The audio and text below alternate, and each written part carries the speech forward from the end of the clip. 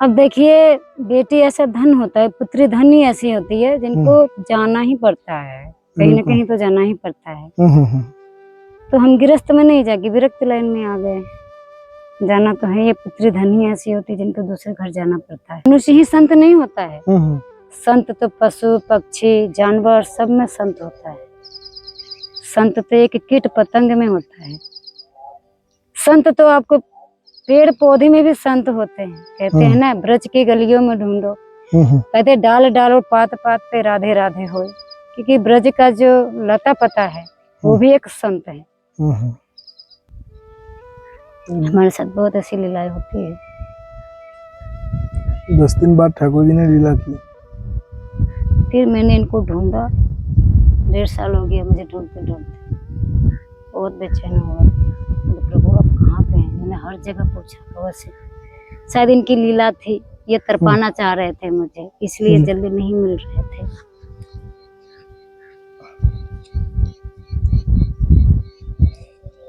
मुझे तरपाना, तो कहते हैं ना कि भगवान ऐसे नहीं मिलते, वो पहले लीला करेंगे फिर छुप जाते हैं। फिर वो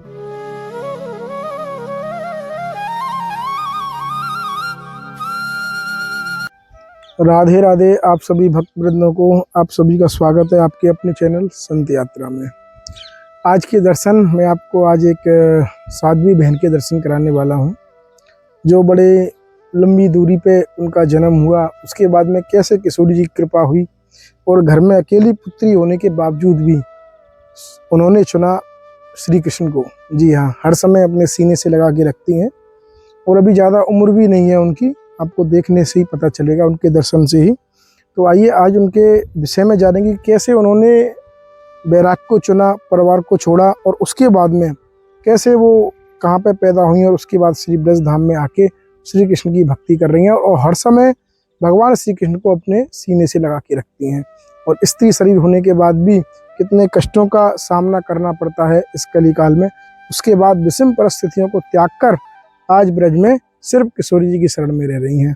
तो उन्हीं के दिव्य सत्संग और दर्शन आप सभी को होने वाले हैं।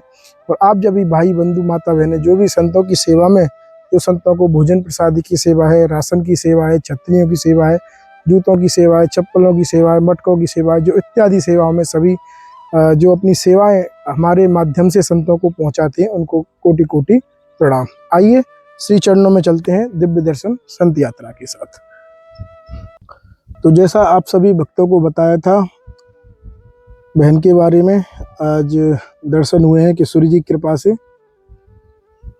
तो सर्वप्रथम तो आपको राधे राधे, दंडवत प्रणाम। आपको भी दंडवत। श्री भगवान श्री कृष्ण को साथ में लेके घूमती हैं आप, यहाँ भी आपके दर्शन होते हैं। मुझे कई बार आपके दर्शन हुए हैं, ठाकुर जी के दर्शन हुए हैं किशोरी जी की कृपा से। तो इतना विशेष लगाव हर समय सीने से लगा के रखती हैं आप कि हमारी जिंदगी है, ये आपकी जिंदगी है। मैं इनको रात को भी साथ में लेकर सोती हूँ। अच्छा, अगर किसी ने मजाक में भी इसको उठा लिया ना तो मैं पागल की तरह हो जाती हूँ, बेचैन हो जाती हूँ।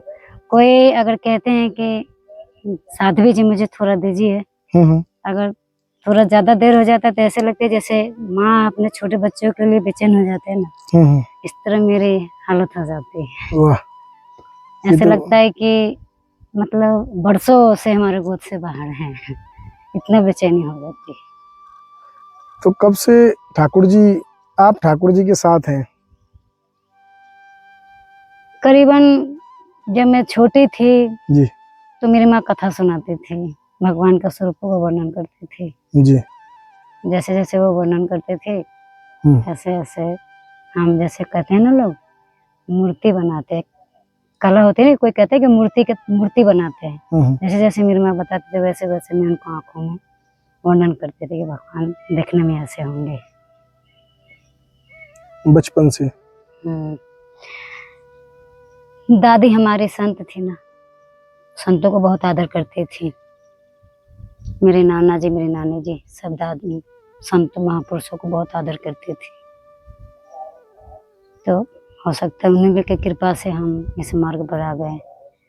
तो लोग कहते हैं कि कई जन्म के तपस्या से ही धाम मिलता है।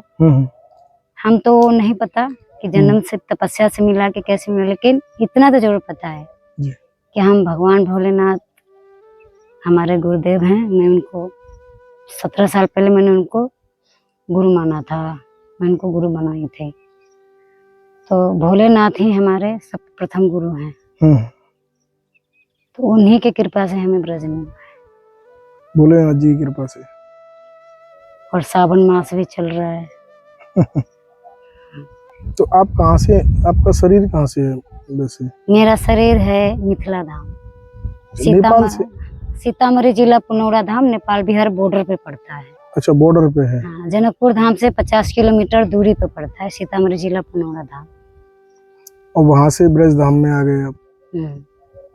तो कब ऐसा लगा? आपने बताया ना दादी आपकी संत थी, माता जी प्रेरणा देती थी, ठाकुर जी के रूपों का वर्णन करती थी, तो ये कब मन में आया था कि अब सब छोड़ो ये सब रिश्ते नाते, अब चलते हैं प्रभु की शरण? कब से मन में ऐसा विचार आया था?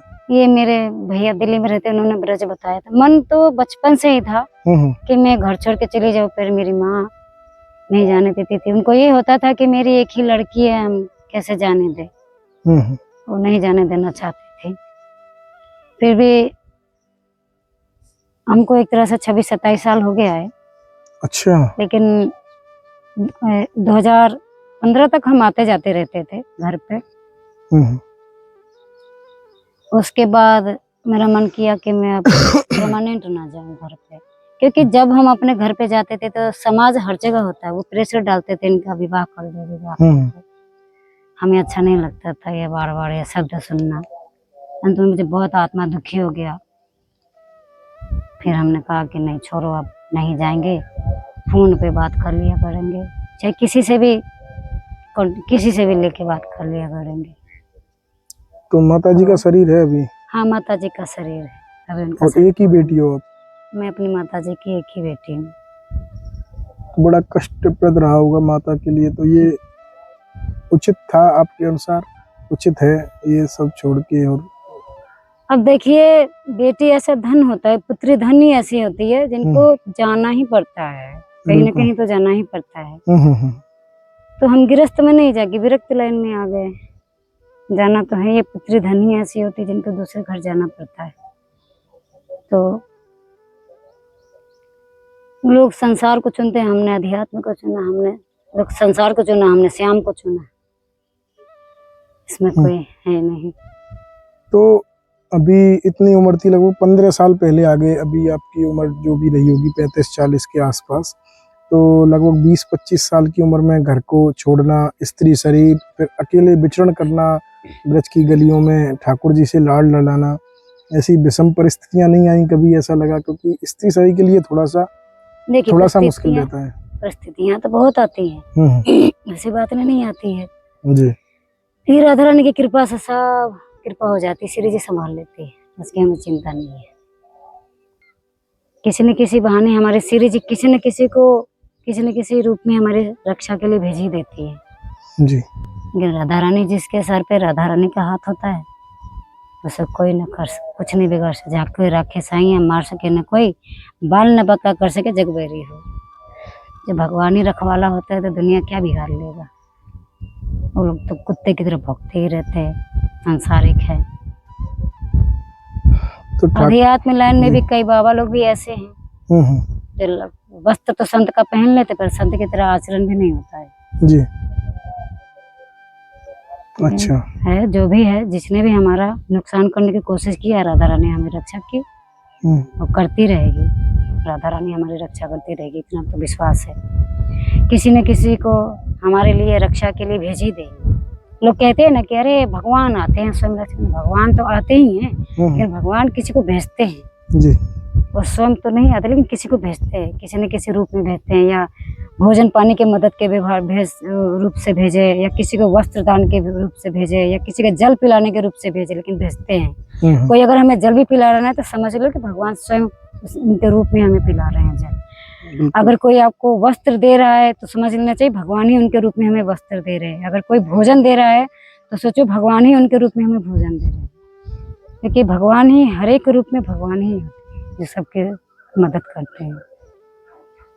लेकिन लोग समझते नहीं हैं। कई लोग कहते हैं ये काल्पनिक है, अंधविश्वास है, अंधभक्ति है। अच्छा, ऐसा बोलते हैं लोग। ऐसा कहते ही हैं हम्म, कि अंधभक्त है, ये अंधभक्ति है, ये भक्ति नहीं है। एक बार हमारा किसी चैनल वाले भैया ने भगवान को भोग लगाते हुए वीडियो डाल दिया। अरे भाई, जाके रही भावना जैसी प्रभु मूर्ति देखी तैसी। बिल्कुल। अब जाके अपनी अपनी भावनाएं होती है। लोग अपना भगवान को अपने पुत्र रूप में, पति रूप में, सखा रूप में, मित्र रूप में, गुरु रूप में, जिसको रूप में जिसको जिस भाव से देखना होता, पूजना होता, पूजते हैं या देखते हैं। तो हमने उनको ऐसे ही भोजन पवा रहे थे भगवान को, तो भैया ने वीडियो बनाई और डाल दिया। अब एक दो लोगों ने उसमें कहा ये तो अंधविश्वास है, अंधभक्ति है, अंधभक्ति है, ये कोई भक्ति नहीं है, ये दिखावा है, ये ढोंग है। तो ऐसा नहीं कहना चाहिए। अब क्या पता, कोई जरूरी नहीं है कि वस्त्र में ही संत होते हैं। संत तो कहते हैं ना, संत का कोई भेष नहीं होता है। ऐसा नहीं है कि वस्त्र ही संत होते हैं। संत तो हर एक भेष में होता है। संत तो आपको गैया में भी संत है, कुत्ते भी संत है, देखा जाए तो। क्योंकि कोई इंसान, कोई कहते हैं मनुष्य ही संत नहीं होता है। संत तो पशु पक्षी जानवर सब में संत होता है। संत तो एक कीट पतंग में होता है। संत तो आपको पेड़ पौधे में भी संत होते हैं। कहते हैं ना, ब्रज की गलियों में ढूंढो, कहते डाल डालो पात पात पे राधे राधे होए। क्योंकि ब्रज का जो लता पता है वो भी एक संत है।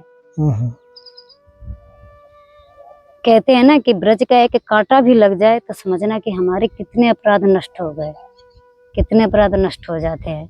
अगर कोई हमारा बुरा कर रहा है या मेरी निंदाएं कर रही है, मेरे चरित्र पे कीचड़ उछाल रहा है, तो समझ लो वो मेरा पाप, मेरे अपराधों को वो अपने ऊपर ले रहा है। यही सोचना चाहिए। लेकिन हम जीव ही ऐसे हैं कि अगर किसी ने मेरा शिकायत कर दिया या मेरा निंदा कर दी तो हम परेशान हो जाते हैं, बेचैन हो जाते हैं। या मेरी निंदा कैसे कर दिया, मेरी शिकायत कैसे हो गया, इन्होंने मेरी चुगली कैसे कर दी, इन्होंने मुझे बदनाम कर दिया, इन्होंने मेरा अपमान कर दिया। इसी में हम लोग लग जाते। पर हम ये नहीं समझते हैं कि ये जो हमारी निंदा कर रहे हैं, चुगली कर रहे हैं, या हमारा चरित्र पर कीचड़ उछाल रहे हैं, या मेरा अपमान कर रहे हैं, ये मेरे अपराध को अपने ऊपर ले रहे हैं। ये हम सोचते ही नहीं है। कहते हैं ना, कोई नहीं, भगवान जो चाहते हैं वही होता है, जो हमारा नसीब होता है, हमारा कर्म के सारा हमें फल मिलता है जी। कई संत महापुरुष भी कहते हैं कि हम पिछले जन्म में जो एक दूसरे को परेशान किए होते हैं ना, वही मुझे इस जन्म में हमसे बदला लेने के लिए आते हैं। तो 15 साल से ठाकुर जी साथ ही हैं? नहीं, 15 साल से साथ नहीं है। इनको 6-7 साल पहले हमारे संग आए थे, 2018-19। कहाँ से आए थे ठाकुर जी?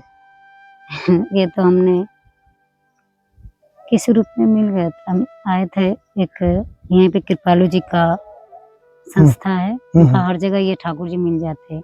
मुझे तो इन्होंने मान मंदिर पे जब हम पहली बार आए थे बरसाने, तो रसकुंज में रहते थे रमेश बाबा जी महाराज है, उनके चरणों में दंडवत प्रणाम। पूज्य महासंत महाप्रभु पुरुष हैं वो तो साक्षात श्री जी कान से ललता सखी का अवतार माना जाता है उनको। क्योंकि जितने भी संत महापुरुष है, कोई असाधारण नहीं है। वो किसी न किसी सखी के अवतार ही होते हैं जी। किसी न किसी संत महापुरुष जो होंगे, प्रहलाद जी, ध्रुव जी, यही लोग संत वापस आ रहे हैं कलयुग में जी। सबको प्रेरणा देने के लिए, भक्ति की लाइन में लाने के लिए, भक्ति सिखाने के लिए आते हैं। यही संत महापुरुष, बड़े बड़े संत महापुरुष जो थे, ध्रुव, प्रहलाद और कौन से बहुत सारे संत थे, वही लोग आ रहे हैं पृथ्वी लोक में। लोगों को यही संत, बड़े बड़े संत, सिक्केली कुंज वाले महाराज जी हो गए, राजेंद्र दास जी महाराज हो गए, अनुराचार्य जी महाराज हो गए, जैसे बागेश्वर धाम वाले महाराज हो गए। बहुत ऐसे बड़े बड़े संतों हैं जो जिनका नाम हमें पता नहीं है। बहुत ऐसे रामभद्राचार्य जी हैं और क्या कौन बहुत सारे संत महापुरुष हैं। ये लोग वही संत लोग हैं जो त्रिकाल दस्ती थे, जो सतयुग के जो संत थे ना, वही संत लोग कलयुग में आ रहे हैं भेष बदल बदल के। पर हम लोग अंधे हैं, हमें पता नहीं चल रहा है, हम देख नहीं पा रहे हैं उनको पहचान नहीं पा रहे हैं, क्योंकि हम मूढ़ हैं। इसलिए तो उन्हीं के सानिध्य में हम रहते थे। तो कृपालु जी महाराज जी भी संत महापुरुष है, उनको भी दंडवत प्रणाम। सारे संत महापुरुषों को चरणों में मेरा दंडवत प्रणाम।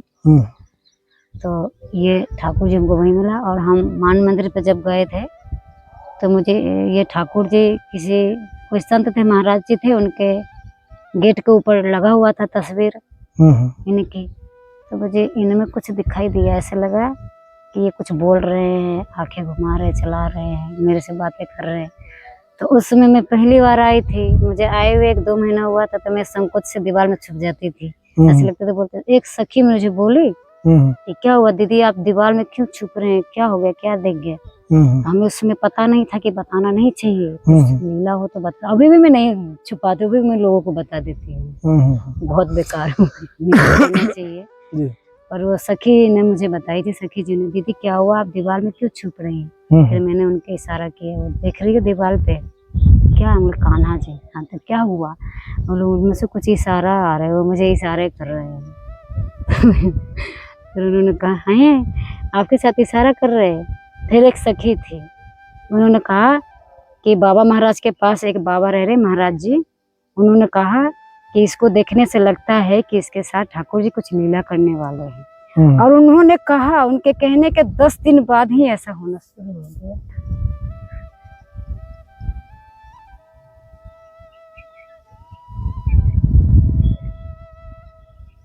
हमारे साथ बहुत ऐसी लीलाएं होती है। 10 दिन बाद ठाकुर जी ने लीला की। फिर मैंने इनको ढूंढा, 1.5 साल हो गया मुझे ढूंढते ढूंढते, बहुत बेचैन हो गया। प्रभु आप कहाँ पे हैं? मैंने हर जगह पूछा। वैसे शायद इनकी लीला थी, ये तरपाना चाह रहे थे मुझे, इसलिए जल्दी नहीं मिल रहे थे।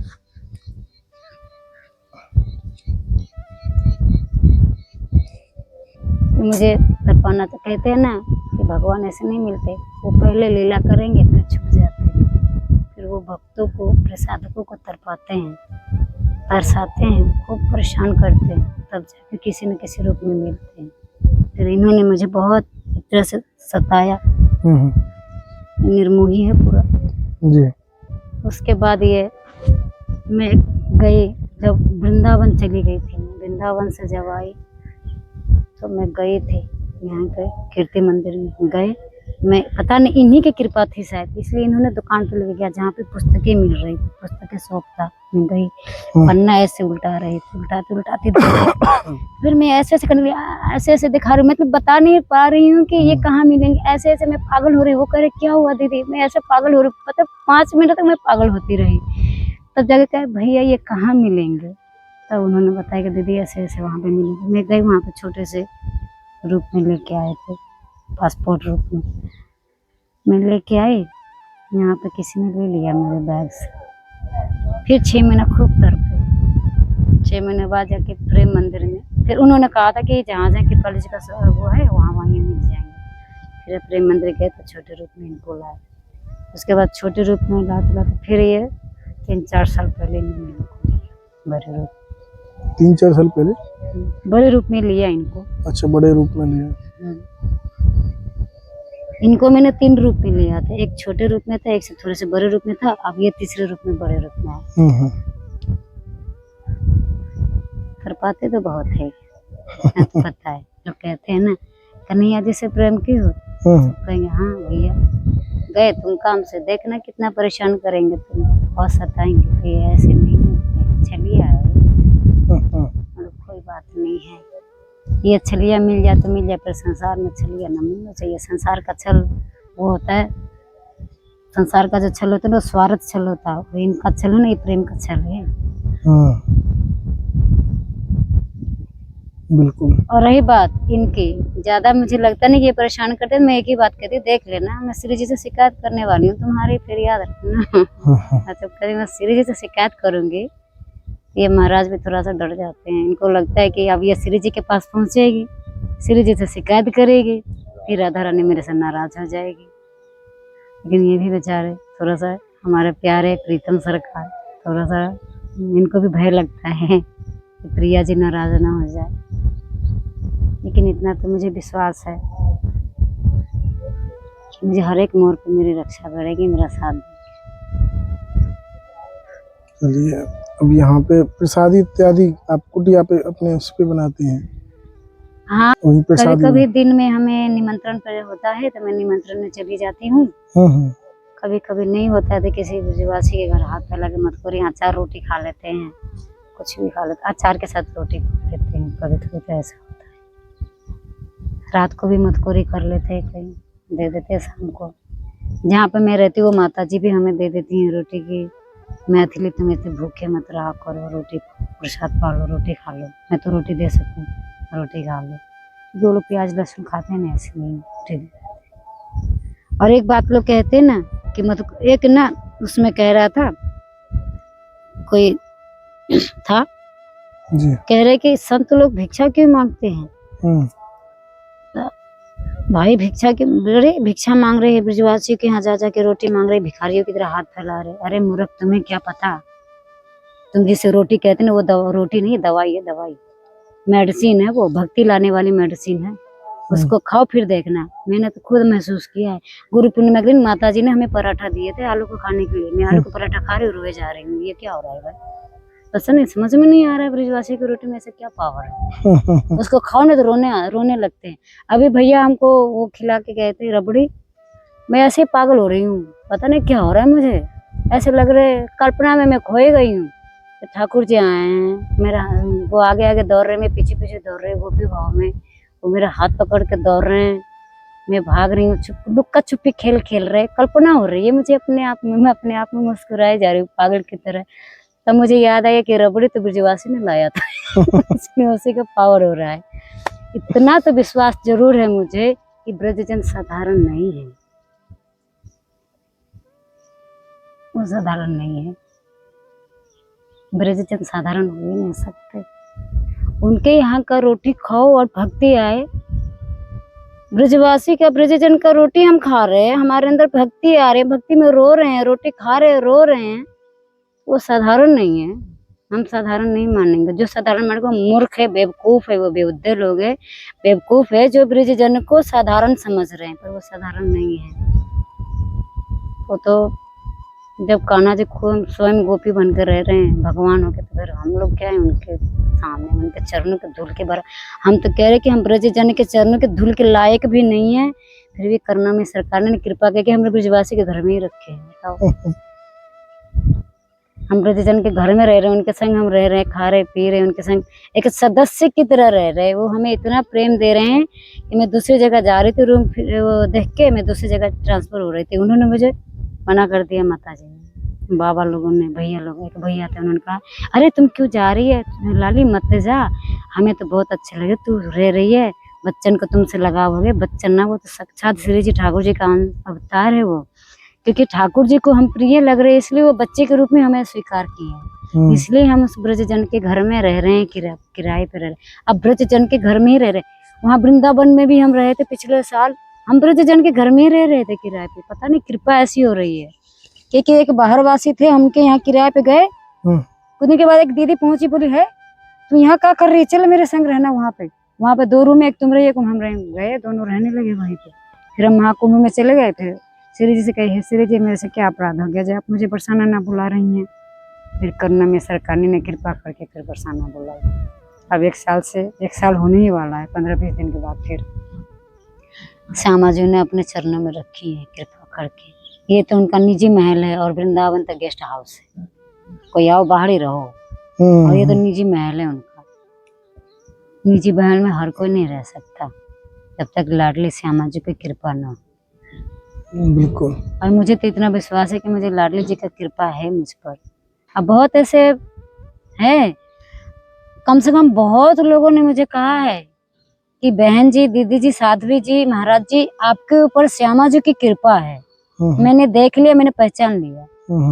और ये बात सही है कि कोई भी बाहरी आता है ना, हम उसको राधे राधे चाहे ब्रज के बारे में कुछ कहते, बेचारी प्रसन्न हो जाती है, हाथ जोड़ के जाती हैं, मुस्कुरा के जाती हैं, क्योंकि ये तो सिर्फ श्यामा जी की कृपा से ही है। ब्रजजन साधारण नहीं है, ब्रज भी साधारण नहीं है, ब्रज में आने वाले भी साधारण नहीं है हमारे हिसाब से, बिल्कुल, हमारे विचार से। तो इसलिए कहते हैं ना, किसी को दुख नहीं देना चाहिए, सताना नहीं चाहिए। चलिए दीदी, बहुत बढ़िया, आनंद। और कोई सेवा हो तो बताइए हमारे लायक, आपको कुछ आप हमारे लिए बड़ा सा बक्सा ले आइएगा, जो बेड जैसी होती है ना, बेड जैसा, बेड की तरह उसमें होता है। सामान रखते हैं, हाँ हाँ, बेड बड़ा की, वाला। हाँ बेड की तरह आता है, बेड का डिजाइन बना हाँ, हुआ लगभग रहता 6 है। फुट का आता है वो। हाँ, उस पर आप विश्राम भी कर ऐसे सकते हैं। कुंदा उठा लो फिर हाँ लगा हाँ दो। हाँ हाँ हाँ। हाँ, बेड की तरह आता है वो बड़ा वो बक्सा किस लिए चाहिए आपको?